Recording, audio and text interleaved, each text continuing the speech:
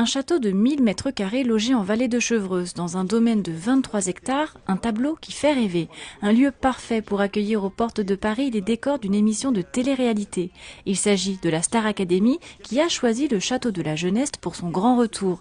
Mais à qui appartient cette demeure datant de 1850 ? Depuis l'année dernière, Isabelle Pazic en est l'heureuse propriétaire. Je cherchais une écurie à reprendre dans la région. Et j'ai une amie qui avait son cheval donc dans ces écuries et qui m'avait fait découvrir le domaine il y a au moins 4-5 ans.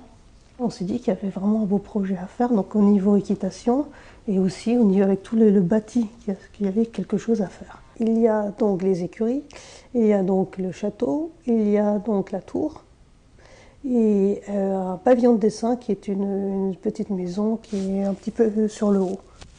Ah bah c'est un petit peu irréel en fin de compte parce que on arrive du plateau de Saclay, on peut arriver d'une zone qui est quand même hyper urbanisée, on descend dans cette vallée et puis on arrive dans cette verdure. Ah oui, forcément, il y a forcément un coup de cœur.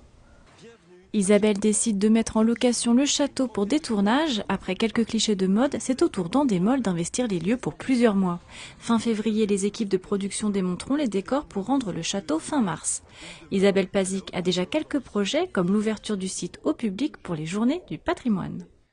On va, je dirais, commémorer les 100 ans du premier saut en parachute qui s'est fait au-dessus du domaine de la Geneste. Pour organiser l'événement, Pascal Bouchin, un habitant de Châteaufort passionné par l'histoire de son village. Il y a plusieurs châteaux à Châteaufort. Il y a le château du Gavois, il y avait le château d'Ors, il y a le château de la Geneste. Donc c'est vrai qu'il y avait plusieurs propriétés issues des anciens fiefs. En 1913, le site s'inscrit dans l'histoire grâce à Célestin Pégou, un jeune aviateur travaillant à Buc pour Louis Blériot. Lors d'un test réalisé au-dessus du domaine de la Geneste, le pilote audacieux abandonne son avion en plein vol et réussit à sauver sa vie en sautant en parachute.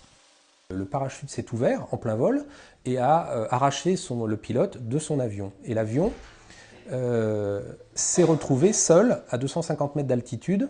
Au lieu de tomber bêtement, il est remonté à la verticale. Il a décroché sur la queue, il est remonté une seconde fois, un petit peu comme un avion en papier.